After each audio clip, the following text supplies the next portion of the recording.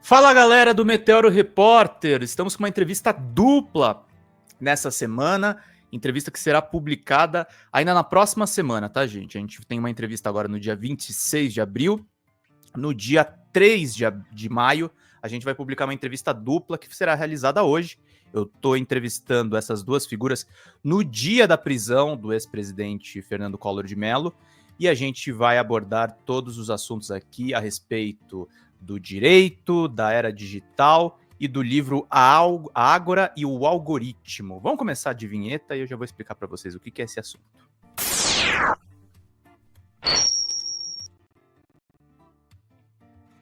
Fala, galera do Meteoro Brasil, meu nome é Pedro Zambarda, sou jornalista, colaborador aqui do Meteoro. Nós estamos aqui fazendo uma entrevista com o Sálvio Cotter e com o professor e juiz Eduardo Apio sobre o livro A Ágora e o Algoritmo, Direito e Democracia na Era Digital, um estudo poderoso sobre as tensões entre o mundo real e virtual. O Eduardo Apio, para quem não conhece, foi o juiz substituto do Sérgio Moro na 13ª Vara de Curitiba. O que diz o livro? A Ágora e o Algoritmo é uma obra essencial para compreender as complexas interações entre justiça, política e tecnologia no mundo contemporâneo. Os autores Eduardo Apio e Sálvio Cotter ofereceram uma análise refinada e múltipla da influência crescente do ambiente digital sobre a democracia, o judiciário e a esfera pública. A obra parte da tese autoral de Apio sobre a legitimidade da intervenção judicial em sociedades marcadas por desigualdades e pressões públicas, conectando esse debate à atualidade das redes sociais, da desinformação e do poder das Big Techs. A estrutura do livro é em 3 partes, uma teórica, outra empírica e uma terceira conclusão crítica, conduz o leitor por temas como a epistemologia da virtualidade, a sociologia das bolhas digitais, a regulação jurídica das plataformas e a tensão entre soberania estatal e ativismo digital. A análise é embasada em autores como Hannah Arendt, Jean Baudrillard, Habermas, Bourdieu e Byung-Chul Han, ao lado de casos concretos como a Lava Jato, a atuação do Supremo Tribunal Federal diante das fake news e os embates jurídicos com Elon Musk e Donald Trump. É publicado pela editora Cotter Editorial. O livro está disponível no site deles, inclusive com desconto. Aproveitem.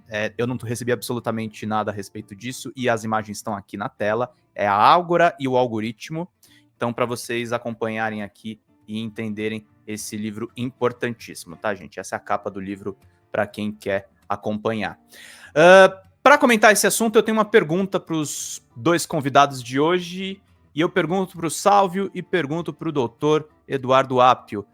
É possível ter uma justiça na era do linchamento e dos crimes digitais? Tudo bem, professor Apio? Tudo bem, Sálvio? Como é que vocês estão? Sejam muito bem-vindos. Tudo bem, Pedro? Vou deixar então com o Sálvio. Tudo bem? Grande abraço a todos que acompanham o Meteoro aí. Estamos juntos. Boa tarde, Pedro. Boa tarde a todo mundo aqui do Meteoro. Grande honra estar nesse canal que eu admiro e acompanho desde os primeiros vídeos lá do tempo que o canal ainda tinha outra, outra forma, né? Muito legal estar por aqui, Pedro. Eu acho que a pergunta é instigante e realmente é muito pertinente, né? Inclusive, talvez assim, você foi no âmago, talvez, do motor do livro, né? Por que discutir esse assunto, né? Porque,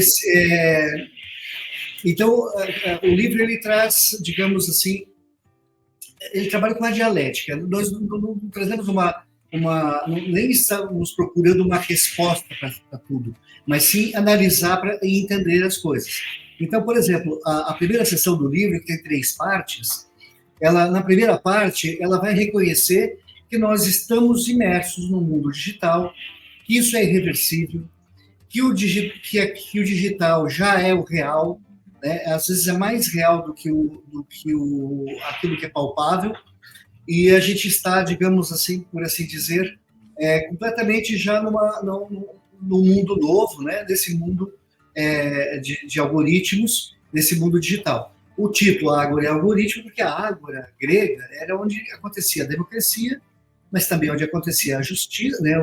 Os tribunais, onde também acontecia o comércio, principalmente, e, acima de tudo, a socialização. E tudo isso hoje se dá, sabemos, né, nas redes sociais. Mas continuando, então, na segunda parte, a gente já vai fazer uma visão um pouco diferente, dizendo que, basicamente, a tese da segunda parte dessa primeira sessão, dizendo que as redes também não dominam tanto assim, porque, especialmente na área da política, do direito, a gente mais reproduz a mídia hegemônica do que cria coisas nas redes. Mesmo nós, quando vamos lá, a gente geralmente está trabalhando uma notícia que viu no UOL ou no Estadão, ainda que seja para contestar, a gente está sendo pautado por eles, né? E nesse sentido, a mídia hegemônica tem mais força hoje, talvez, por exemplo, a Folha de São Paulo tenha mais força hoje, que ela vende, sei lá, 30 mil jornais por domingo, do que quando ela vendia mais de 1 milhão. Porque hoje a gente automaticamente, de graça, vai lá e reproduz tudo para eles, né? Então, né, como eu falei, mesmo contestando, a gente acaba sendo pautado, então o segundo vai concluir isso.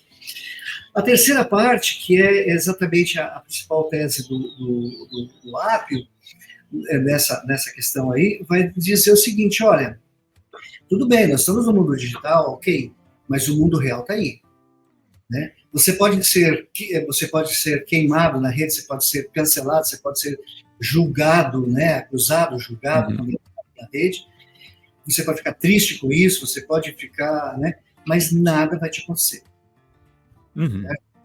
Agora, se um tribunal te julgar e te condenar, vai ter consequências, né, financeiras, ou perda de liberdade e tudo mais. Ou seja, o mundo físico está aí, ele existe, e ele, de certa maneira, em muitos sentidos, se sobrepõe, né? Você não pode fugir das questões até fisiológicas, né? As nossas necessidades fisiológicas, enfim, que são do mundo real, para a gente lembrar também, porque senão a gente acaba caindo um pouquinho o que diz a primeira, né, digamos assim, uma certa falácia que tem nessa primeira parte, que a gente está simplesmente à mercê do mundo digital. Então, com isso eu espero ter introduzido, assim, basicamente, essa questão, porque depois na segunda sessão a gente vai para as partes mais teóricas daí, mas a gente fala mais na sequência para não tomar conta aqui do negócio. Mas eu queria só reforçar a pergunta e aí puxar o juiz Apio para comentar. Existe justiça numa era de linchamentos, fake news em escala industrial? Ou, na verdade, a justiça também é um preceito para existir um ambiente digital saudável, professor? Queria te ouvir um pouco.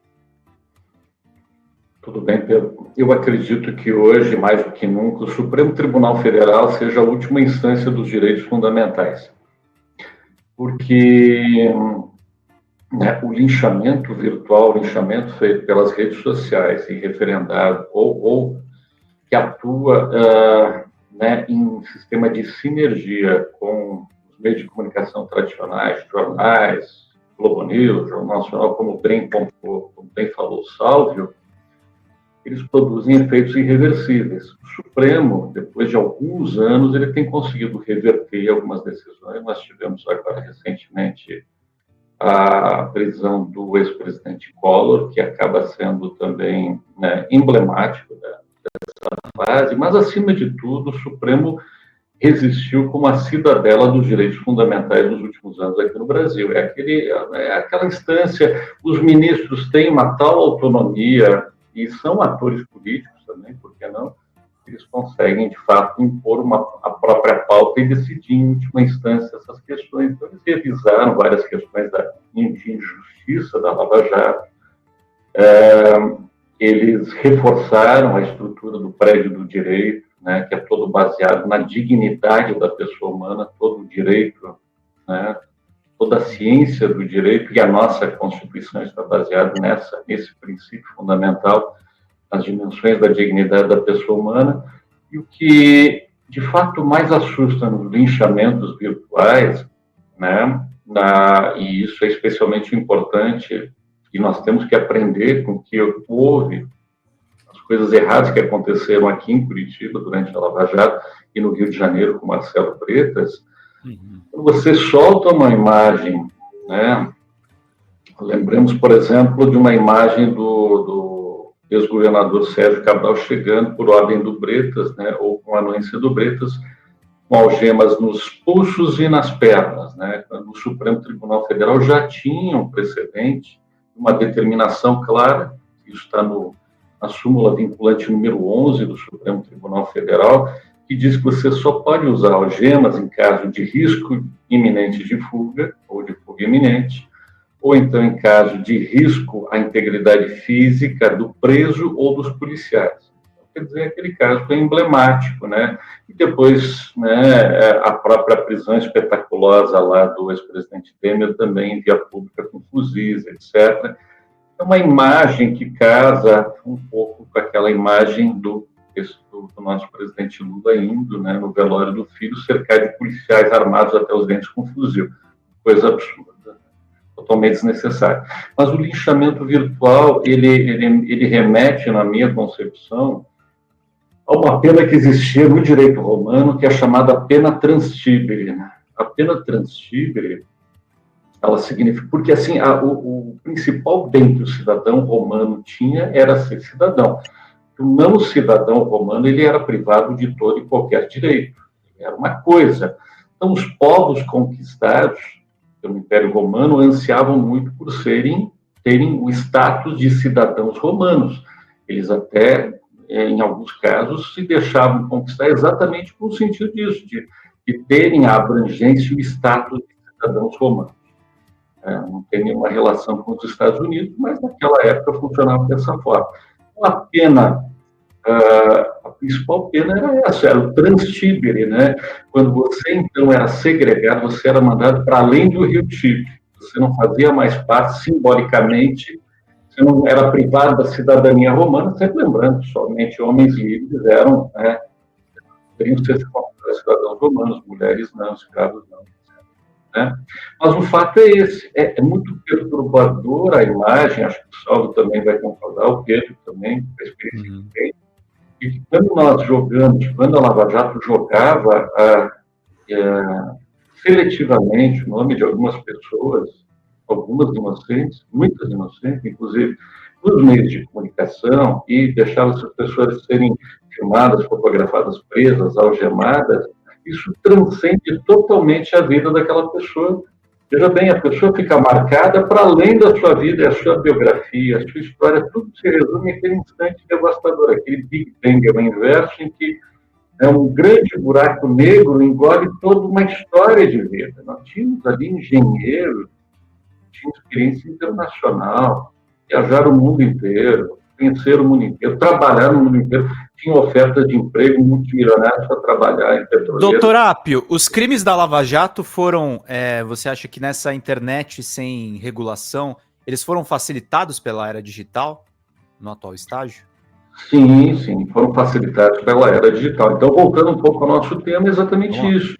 É o fato de que a pessoa, né, mesmo depois de morta, ela fica com aquela marca, com aquela chaga, né? E então, no mundo digital, é muito difícil você desfazer esse tipo de trabalho. Nós tivemos agora, essa semana, também um caso de absolução de Santa Catarina, o sujeito ficou preso 87 dias, por decisão local da Justiça Federal. Então, e depois chegou à conclusão que era inocente. Tivemos o caso do reitor Cancellier, né, que sofreu toda a sorte de lixamento e acabou optando pelo suicídio, enfim. Então, as redes sociais, elas, de fato, elas quase que instantaneamente, elas amplificam esse tipo de linchamento. O vazamento seletivo é feito pela polícia, ou pelo Ministério Público, pela Justiça.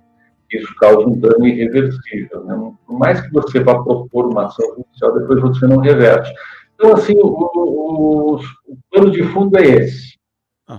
No mundo digital, é muito difícil você corrigir uma desinformação. Depois que isso é lançado, a doutrina, né, do início do século XX, no direito penal, dizia isso. Quando você pega e abre um travesseiro de penas do alto de um edifício, você não consegue depois coletar todas as penas que foram lançadas contra a imagem, a honra daquela pessoa e da família daquela pessoa. E aí esse pessoal se especializou, né, na arte da difamação, na arte da calúnia, e, infelizmente, o Supremo conseguiu até alguns casos, Mas as redes sociais, elas são maléficas nesse sentido. Elas, instantaneamente, elas acabam com a honra, a imagem, o patrimônio, os negócios.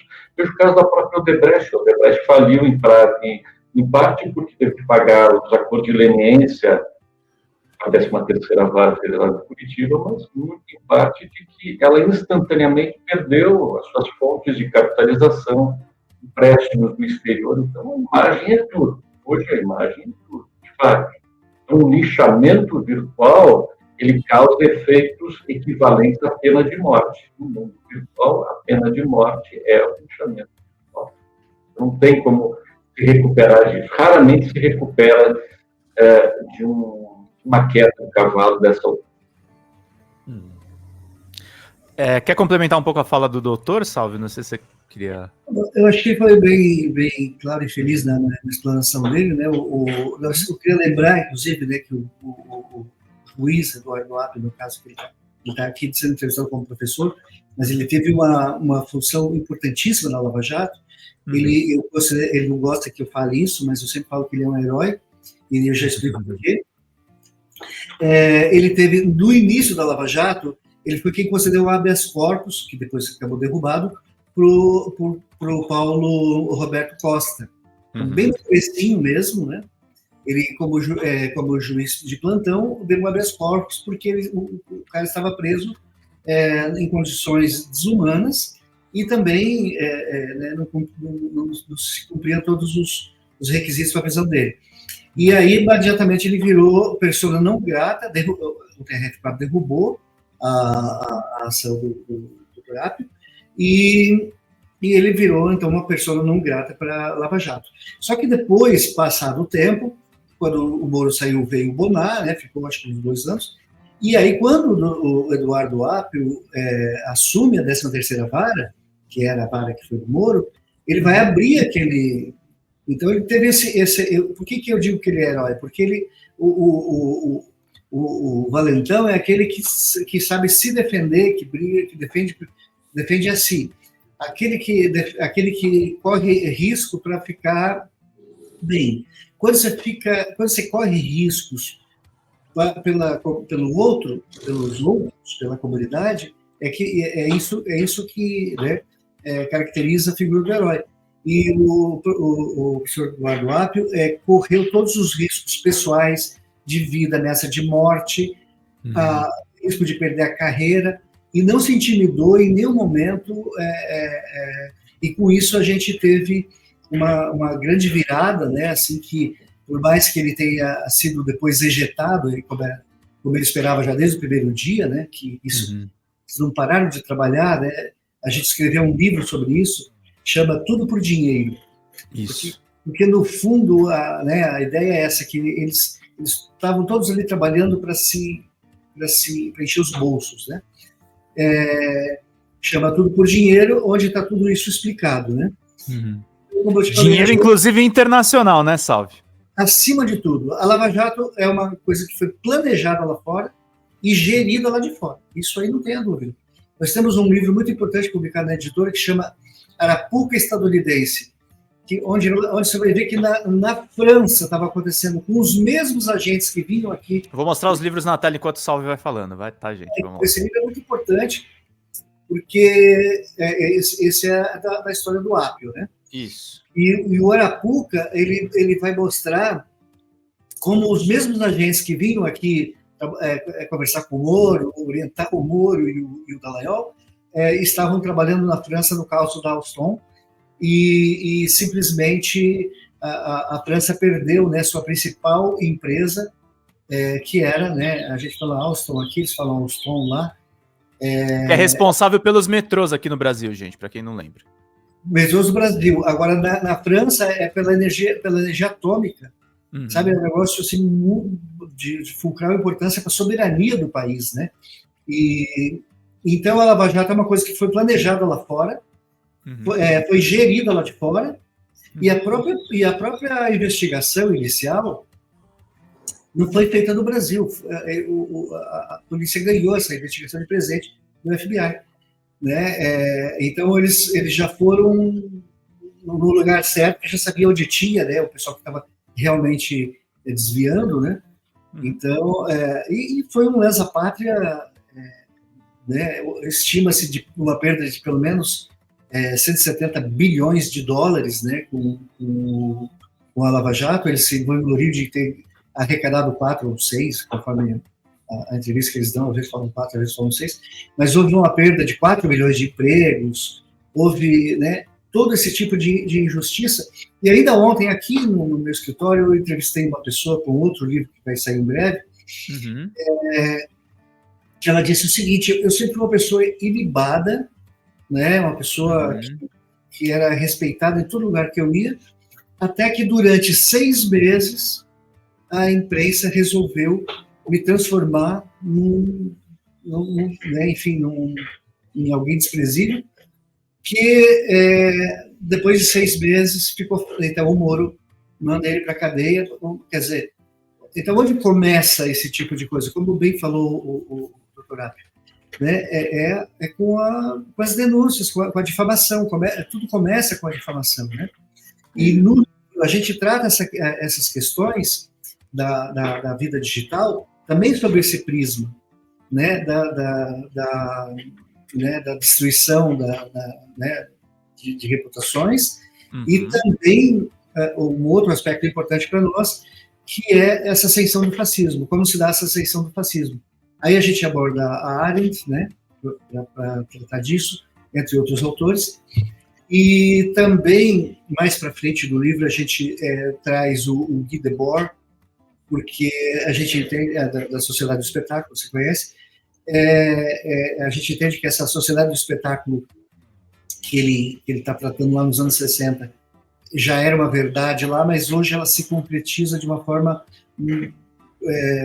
quase que total, né? Porque qualquer pessoa se sente na possibilidade de se tornar uma celebridade de uma hora para outra, né? De uma forma rápida e fácil, né? Então é importante isso também.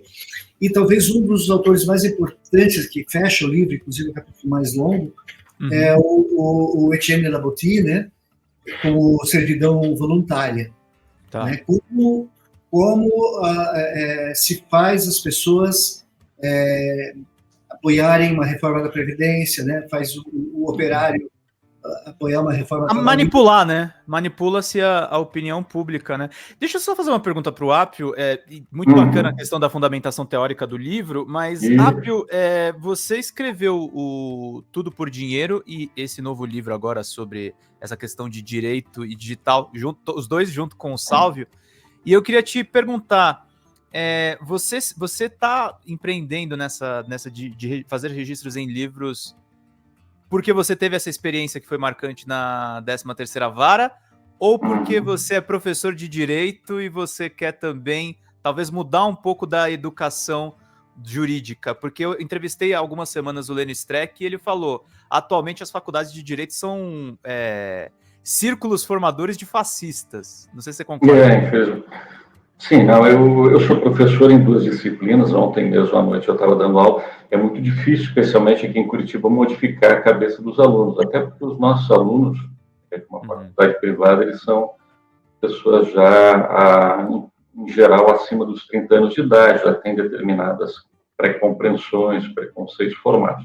O Lênio foi meu mentor, foi meu orientador no mestrado, enfim, sempre foi aquela pessoa que despertou o espírito crítico dentro de mim, uma pessoa brilhante, é um norte para um mentor para tantas pessoas, tantos profissionais da área do direito e fora do direito também, e é um justo filósofo. Então, claro que a nossa pretensão, e até nós falamos bastante, né, sobre a filosofia do Lênin Streck no livro, a uma certa altura, a questão dos autores que ele utiliza, da fusão de horizontes, pré-compreensões.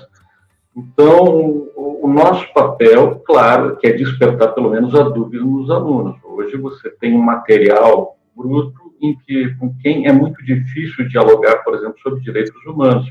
Porque tudo que é ligado a direitos humanos foi taxado como direito do bandido, aquela coisa toda e tal. Então, fica muito difícil. Você não consegue... por exemplo, eu fiz uma pergunta dizendo, enfim, um direito constitucional lá determinado, fiz uma pergunta na prova e praticamente todos os alunos erraram. dizendo que aquele direito constitucional é a proteção de todos os cidadãos, como de fato é, direito individual, e a maior parte dos alunos, ou quase a totalidade, respondeu não, que era direito só dos bandidos, dos acusados, dos presos, etc. E tal. Então, não se tem essa noção de que aqueles direitos individuais protegem todos, né, indistintamente. A questão da fundamentação teórica, ela é importante. Eu trago, então, no livro, dois tópicos importantes para ajudar a convencer esses alunos, ao público que nós temos.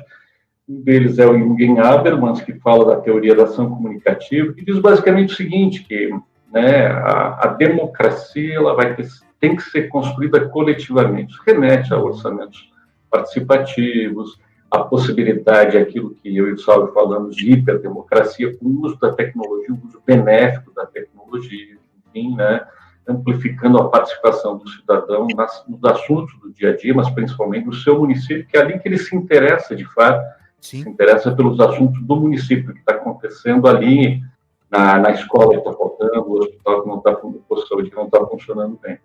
Então, isso eu trago também, e temos também outros autores ali. Eu falo um pouquinho nós tratamos também um pouco da questão da falta de consciência de classe, e isso gera, né, cidadãos zumbis, gera cidadãos que não têm uma noção clara de que fazem parte da classe trabalhadora. Os próprios juízes e promotores não têm essa ideia, né, Pedro? Entendem de uma elite, o Saulo sabe bem, e é por isso que são corporativos. Eles não se veem como classe trabalhadora, acabam, claro, emprestando seu vigor, a sua ideologia, a manutenção do status quo, que é uma manutenção de recrudescimento, de aumento do abismo social das distâncias sociais, né, o aumento do preconceito, a chancela do racismo, enfim, a exclusão através do sistema de justiça dos indesejáveis, né? Então, assim, é uma visão, basicamente o que nós temos, Pedro, não sei se o Lênio tratou disso ou não, talvez tenha tratado, é uma queda de braço entre o utilitarismo, que é muito a ideia, que é o fundamento dos economistas, e os direitos fundamentais e o direito constitucional que pertence à área do direito. Para o utilitarista, tem todo sentido você negociar um rim, você vender no mercado público um bebê, você você recolher mendigos de forma compulsória para que eles não contaminem o ambiente urbano. Então, você tem a utilitarismo. Então, eu sinto nisso, que os alunos, de uma maneira geral, estão muito guiados por essa ideia do utilitarismo, a utilizar o direito para produzir determinados fins. No caso das eleições de 2018, foi para roubar, escancaradamente, uma eleição que estava ganha, na época, pelo candidato Lula. Então, assim, você utiliza o aparato judicial para produzir um determinado efeito. O sistema criminal, que é aquela última instância, deveria ser a última instância, né, mas que acaba sendo instrumentalizada por esses interesses estrangeiros para produzir resultados. Em 2016, queda da Dilma, com a ajuda da República de Curitiba, que vazou diálogos, enfim, até o diálogo da Marisa Letícia, com os filhos, foi criminosamente vazado por um delegado da Lava Jato, irmão de um desembargador federal. E depois de 2018, foi a prisão do candidato. Então, quer dizer, hoje, passados aí quantos anos, 6 anos, é inimaginável, não tem como negar, é incontrastável. E em 2018 nós tivemos as eleições roubadas por uma decisão. Isso não é. O sistema funcionou, como funcionou, o Moro culpa as instâncias superiores, aquela coisa. O resultado foi esse, para que daí no dia seguinte Moro assumisse como ministro de Bolsonaro. Então, assim, é surreal. Não tem como negar essa realidade. Até hoje se aguarda um pedido de desculpa dos tribunais envolvidos, tirando o Supremo Tribunal Federal, não fez um pedido de desculpa ao presidente Lula nesse caso, e nem aqueles que votaram que gostariam de terem votado nele. Muitos votaram no Haddad, mas outros não, outros queriam votar no Lula, e acabou que venceu o Bolsonaro. O resultado está aí, Então, nós falamos das redes sociais e essa conjugação entre o sistema judicial e redes sociais é venenosa. A conjugação entre sistema de justiça, Ministério Público, juiz, ou órgãos de imprensa, como aconteceu e foi revelado pela Vaza Jato, em que os atores da República de Curitiba, aqui da Lava Jato, seletivamente vazavam para 2 ou 3 jornalistas de reputação nacional, informações caluniosas. Então, isso realmente produz, isso não é que produz, isso é sintomático de um Estado totalitário. Agora, para curar esse doente, nós vamos ter que trabalhar. Trabalhar no atacadão, assim, né, não é fácil. O Lênin deve ter falado isso. Trabalhar aluno a aluno, etc. e tal. Mas é uma tarefa política que tem que ser feita. Ele tem feito, o Pedro Serrano tem feito, tem alguns advogados aí, o Papo Cacai tem feito, né? Falando da questão das prisões, né? Da degradação, né? Eu já fui juiz de execução penal, juiz estadual, né? Promotor também de execução penal. As condições das prisões brasileiras são a principal, né, vergonha para nós, cidadãos. É uma coisa que transcende o medieval. Não tem porquê. Eu acho interessante até, né, a nossa elite vai para a Europa para visitar aqueles castelos medievais. A elite que odeia o Brasil, né? Basta ir na esquina, vai na esquina ver o que é uma penitenciária no Brasil, né, as condições degradantes. Então, assim, esse tipo de mentalidade. E aí, sim, aí eu acho que o Zé Dirceu, o ex-ministro Zé Dirceu, ele resume totalmente a obra. A elite brasileira desistiu do Brasil há muito tempo. Então, não há um projeto de futuro. Então, claro, que aquelas pessoas que se sentem, né, de alguma forma ligadas à geração que vem, o que o Salve faz, o Salve publicou mais de 1000 livros, viu? Ele além de intelectual... E ele gosta de publicar livro, nunca vi. Ele escreveu tudo por dinheiro, sozinho, e ele, além de ser um autor de publicar esses livros todos, né, ele não visa dinheiro, ele visa o quê? Está pensando nas futuras gerações, enfim, como eu também, o que eu fiz, o Salve falou, que foi heróico. Não, na realidade, o nosso compromisso é com quem está vindo, né? Nós queremos um país melhor, um país soberano, e isso está muito claro hoje. Hoje, com a assunção do Trump, uma coisa é você botar na linha de frente o Barack Obama, Joe Biden e tal, mas quando você bota o Trump, você põe, né, esse hiperrealismo de que falava aí o próprio Salve, né? Você diz, não, olha, é assim que o jogo é jogado. O Trump significa isso, é o apogeu daquela elite da Wall Street mais Vale do Silício, que está dando as cartas já há muito tempo nas redes sociais. O Barack Obama foi eleito também um pouco pelas redes sociais em 2008, 2007. Então, essa é a questão central, né? Hoje, o que nós temos em jogo, e isso o livro também fala, é a soberania do Brasil. A última instância de defesa da nossa soberania tem sido hoje o Supremo Tribunal Federal. Não pode ser para puxar nem nada, nem jogar confete, mas é a realidade. Ali nós temos um pilar forte que tem resistido a editoriais injustos da Economist, que é a Bíblia da economia. Sim. É a Bíblia. Então nós temos toda a sorte de ataques feitos por Estadão, Folha, Globo, etc., que são diários. Então, eu acredito que nós todos ainda tenhamos a esperança de ver um Brasil soberano, e acredito, né, que as próprias relações internacionais vão permitir que o Brasil se mantenha como um país imenso, um gigante soberano nessas relações comerciais multilaterais. Nós somos a superpotência, nós somos, entre aspas, os Estados Unidos do Sul, né? Essa é a grande realidade, né? Somos, sim, potência, e temos, e claro, que aí os nossos governantes têm que agir como estadistas, que comandam uma superpotência dessa dimensão. O que aconteceu no governo anterior, com aquele rebaixamento moral, aquela subserviência, é algo que não tem nenhuma explicação. Não tem aquilo, aquele sabotamento, aquela auto-inflição, aquela humilhação, né? Então, isso realmente reflete essa vergonha que a nossa elite tem de ser brasileira, como disse o ex-ministro Zé Dirceu, nossa elite desistiu do Brasil, Nós que somos uma minoria, o Pedro aqui com o Meteoro, Salve, com a editora Cotter, eu dando aula, enfim, né, escrevendo um pouco também, né, somos elos de resistência, né?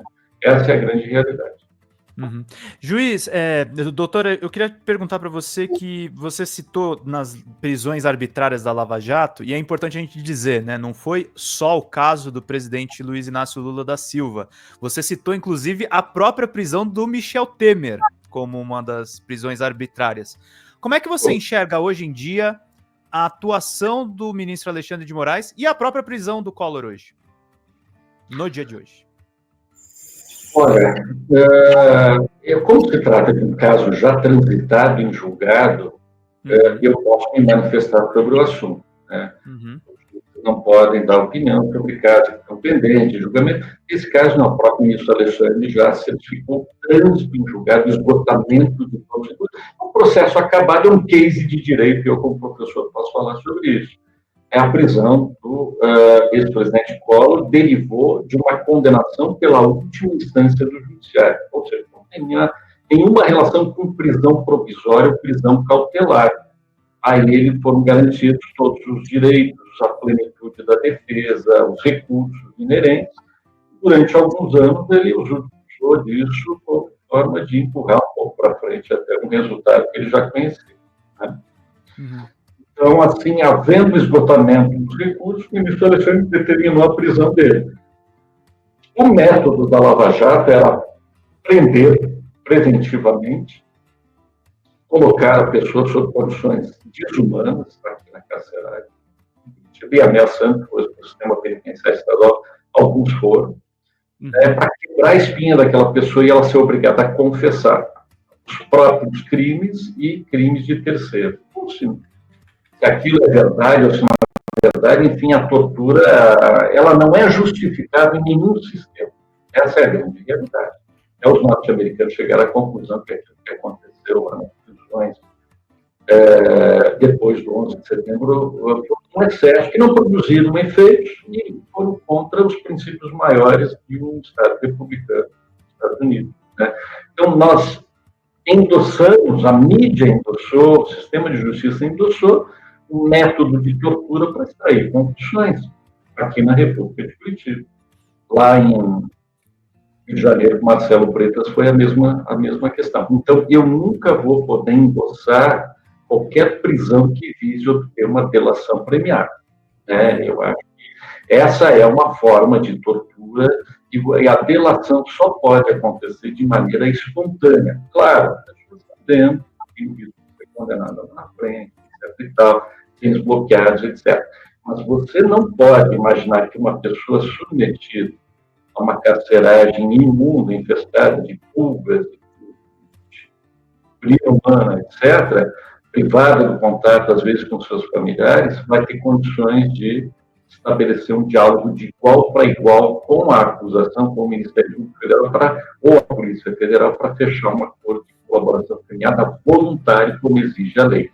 Então, tudo que não foi voluntário, isso é nulo, não pode produzir. Isso vai contra os nossos princípios maiores, né? Vai contra, inclusive, tratados e convenções internacionais que o Brasil foi signatário. Então, vai contra o direito interno e vai contra o direito externo, inclusive direito internacional. Então, nós não podemos endossar isso no Supremo, no primeiro grau, não interessa aqui. Agora, no caso do 8 de janeiro, né, segundo a imprensa, existe um vasto rol de provas e a denúncia do Procurador-Geral da República, que eu tenho passado para os meus alunos, inclusive essa denúncia, ela narra ali com detalhes as provas que foram obtidas, enfim. Então, aparentemente, não se ampara somente na delação premiada do tal do Mauro Cid, se ampara num vasto rol de provas, né, Pedro? Então, eu diria isso. Né? Eu não endosso nenhum tipo de delação ou colaboração premiada que tenha sido obtida através de prisão preventiva. A prisão preventiva, ela acontece naqueles casos previstos estritamente pela lei. Há um risco de fuga, há uma ameaça às testemunhas, há uma ameaça às testemunhas. Destruição de provas, né? obtenção de provas. Então, nesse caso do 8 de janeiro, havia até, segundo o Procurador-Geral da República, uma ameaça de assassinato do Alckmin, Lula, Alexandre de Moraes. Então, quer dizer, ganhou contornos realmente de grande periculosidade, segundo o Procurador-Geral. Muito bom, Sálvio e doutor Eduardo Apio. Teve alguma pergunta que eu não fiz e vocês gostariam de acrescentar? Pergunta aos dois. O lançamento em São Paulo, no 1º de maio, né, Sálvio? Então, uma pena, Pedro, que esse programa vá só... O programa vai ao ar no dia 2, infelizmente não é amanhã, gente. Não, a gente tem um lançamento hoje em Curitiba. Tá. Né, hoje, para quem não sabe, quem tá assistindo depois, tá, gente? A gente tá no dia 25 de abril de 2025. Vai ter um lançamento no dia 1º. Tem outras datas? Daí dia, não. Dia 1º em São Paulo, na Avenida Paulista, na Martins Fontes, mas enfim, já vai estar vencido, né? Uma coisa importante, eu acho que tem no livro, que talvez seria interessante a gente ainda trazer rapidão, que é o seguinte, esse mundo virtual, essa virtualização, né, que a gente vive, de certa forma, digamos assim, o mundo ideal para criar uma hiperdemocracia, né? Porque bastaria uma mínima vontade política de fazer um registro, um cadastro das pessoas, nós poderíamos, daí que vem a Ágora e o algoritmo, a gente poderia ter a Ágora de volta, poderíamos ter a democracia direta. Nós poderíamos estar a população decidindo... E menos algoritmo. Não, mas o algoritmo seria, digamos, usado para a democracia. Ah, tá. Sim. Criar uma hiperdemocracia. Você cadastraria cada cidadão de uma maneira segura, enfim, né, com as questões de segurança cibernética, né? Criptografia, tudo isso. E aí todo mundo poderia votar. Vai ter reforma trabalhista, qual que é a idade, todo mundo podia estar votando e a gente teria uma hiperdemocracia. No entanto, perversamente, como está na mão de big techs e de pessoas mal intencionadas, acaba sendo usada para gerar uma hipodemocracia. Como o Dr. já falou, intervindo diretamente em eleições presidenciais, por exemplo, né? Isso é tirar a democracia, isso não é trazer a democracia. Mas esse arcabouço todo que foi criado é uma conquista humana importante. Toda evolução tecnológica é bem-vinda, é em favor das pessoas, inclusive, eu acho, né, inclusive as IAs, elas vão ajudar muita coisa, já estão resolvendo coisas que humanos não resolviam. Imagina como que era a vida do século XVII, como era muito mais difícil para todo mundo, como tinha muito mais fome, muito mais, né? Todo o desenvolvimento é importante. E esse mundo todo que a gente está, digamos, entre aspas, aí, criticando, poderia ser o contrário. Ele tem todo o potencial e talvez isso vai acontecer, ainda será usado de uma maneira mais, enfim, no sentido de fortalecer a democracia e a liberdade e tudo mais. Com relação ao que o está falando agora, eu só queria fazer um complementozinho rapidão. Ontem, nessa mesma pessoa que eu já citei, que eu estava entrevistando ontem, ela, depois desses 6 meses que ela foi presa, depois dos, sei lá, talvez 60 dias presa já, totalmente destruída, já no meio desses gatos que ele está falando, dessas pulgas, dessa urina humana, já deprimida e tal, ela é levada para uma sala. Nessa sala tem 3 procuradores, conhecidos nossos, e ele recebe 3 páginas, não é um documento de 30 páginas, é um documento de 3 páginas, onde eles bastaria assinar, delatando quem eles queriam, ele bastaria assinar quem eles queriam. E ele, não vou fazer isso e tal. Não, mas você não está entendendo, daqui 15 minutos você pode fazer sua mochila e ir embora. Falaram isso para ele com essas palavras. Você não está entendendo, daqui 15 minutos você pode fazer sua mochila e ir embora. Basta você assinar isso aqui. Né? Que a delação estava pronta. A delação pronta, escrita por outro, ele só tinha que assinar. Acabou em uma cena de violência porque ele não resistiu e atacou o Exatamente. Porque a pressão foi tanta que ele acabou atacando fisicamente, piorou para ele a situação. Né? Então, só para. É um caso real que eu estou citando aqui, para a gente ter uma ideia como é que é esse mundo aí da. Né, Não, teve uma reportagem do DCM, inclusive do meu colega Vinícius Segala, entrevistei ele recentemente lembrando desse caso, o caso do Barusco, de uma delação que foi inventada, e delações que foram mexidas, a do próprio Paulo Roberto Costa. Você vê que eram instrumentos mesmo de manipulação, eles tinham um objetivo ali. E não era, a gente vai pegar menos no pé do PP para, enfim, atingir o PT. Era uma operação direcionada, né, Salvio? O caso do Antônio Palocci também. Do Antônio Palocci. Também, assim como o objetivo era vazar no Jornal Nacional nas vésperas do segundo turno das eleições. Então, quer dizer, nem o Ministério Público Federal aceitou aquela delação. Então, esse é um caso que já está encerrado, inclusive, foi anulado no Supremo Tribunal Federal, mas o fato é que levava uma pessoa a um extremo, né? E eu entrevistei várias pessoas que tinham sido presas, avós, na frente dos netos, 6 da manhã, algemados na frente dos netos. Quer dizer, imagina... O estrago era muito grande, né, Apio, quando você assumiu aquela 13ª vara, né? Era um caos completo. É um inferno. Eu, assim, parte de mim até agradeceu ter ficado pouco tempo até naquele ambiente tóxico. Foi tempo suficiente para eu conseguir comprovar e remeter ao Conselho Nacional de Justiça provas de que Moro, Dallagnol, Gabriela Hart haviam contribuído para o desvio de 6 bilhões de reais que haviam sido angariados junto aos acusados da Lava Jato e as empresas que assinaram a leniência, principalmente a Odebrecht, né, que era a maior. E tanto é verdade que esses executivos da Odebrecht saíram totalmente impunes. Né? Então, a República de Curitiba, a Lava Jato, promoveu a impunidade dos corruptores, né? Dos empresários da Odebrecht, dos 78 executivos, que na época se falava em delação do fim do mundo.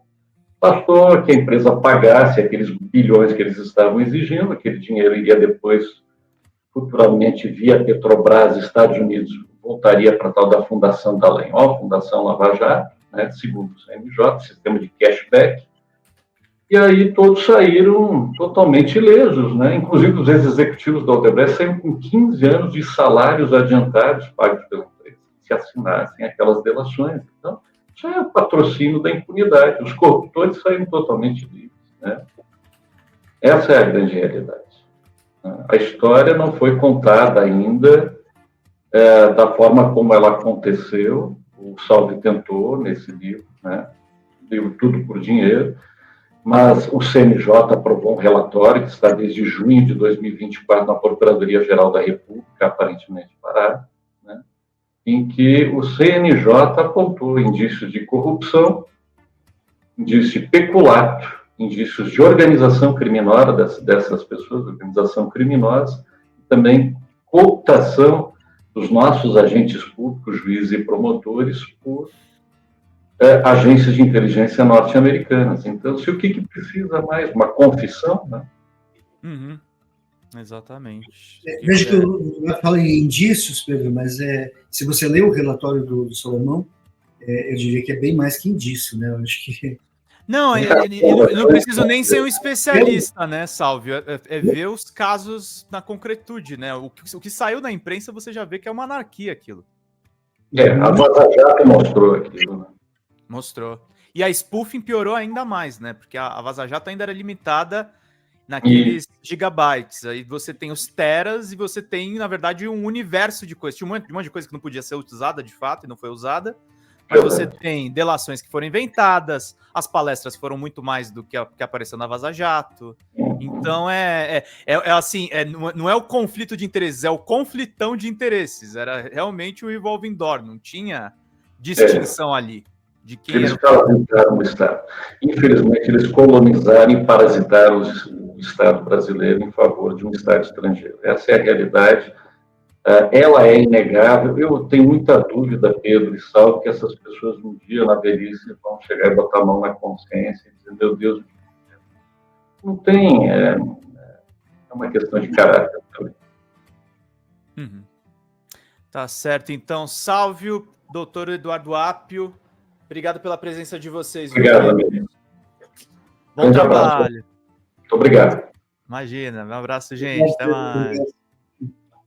Tchau, tchau.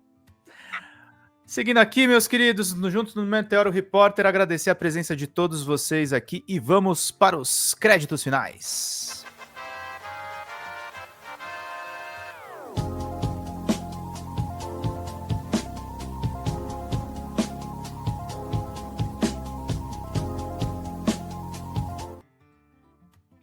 Vida longa e próspera, gente. Obrigado pela audiência de vocês. Não esquece de comentar aqui embaixo para vocês saberem mais a respeito da Lava Jato, do Dr. Apio. A gente lê os comentários de vocês e a interatividade.